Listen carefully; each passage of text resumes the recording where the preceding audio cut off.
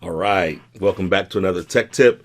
We're third part now talking about how to set up Zoom with sharing. So let's jump into it. Let's look at the different types of sharing that we can do because we can do more than just video. We can also share what's on our computer out to the students that are participating or the staff if we're doing a staff to staff meeting.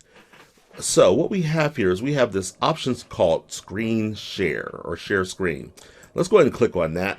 When we click on that, it's going to show some options on the screen. It's going to ask, what do we want to share? So for this purpose, we're going to go ahead and we're just going to share our entire screen. Okay. So I'm going to click on that. I'm going to click on share. And once I do that, if I had participants in this meeting, you would see the participants move over here to the side. And you're now looking at my computer screen or my desktop. So anything that I would do here would be displayed on the screen, including if I were to launch additional applications. Okay. So once you do that, you have some more options that pop up at the top.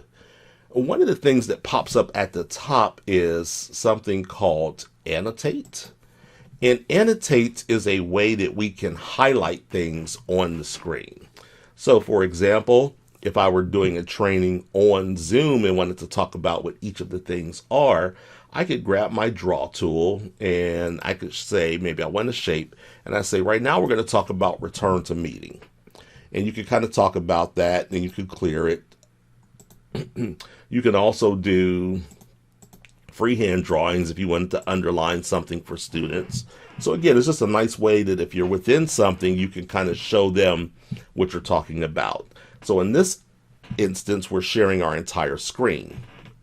I'm going to stop the share because one of the things we can do is we could share just an individual application. So for example, let's launch Excel.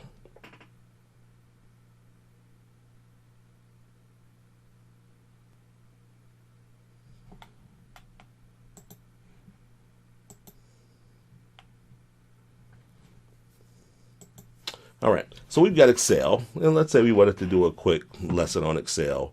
Again, we could click on the share screen, and we could select here that I only want to share my Excel document. And so once I hit share, then we see this green box around the Excel screen, which means this is all we're sharing with the students. So the students cannot see the start menu. They can't see any of those other things. All they'll see is Excel. So then we can start our Excel lesson.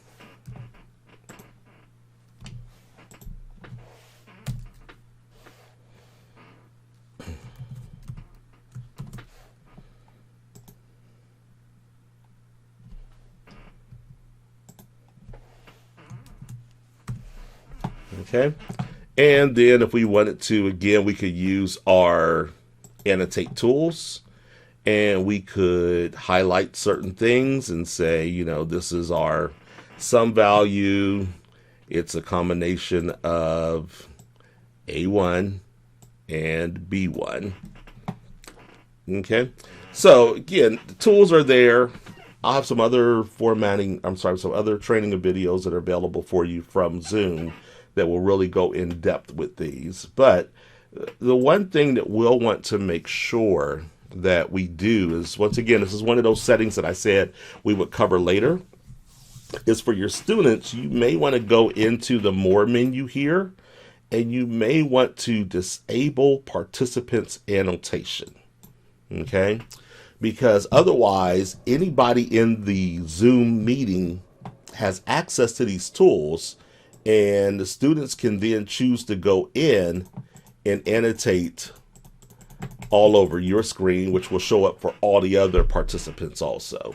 So again, there's that best practice is to go in here and change this from allow to disable participant annotation.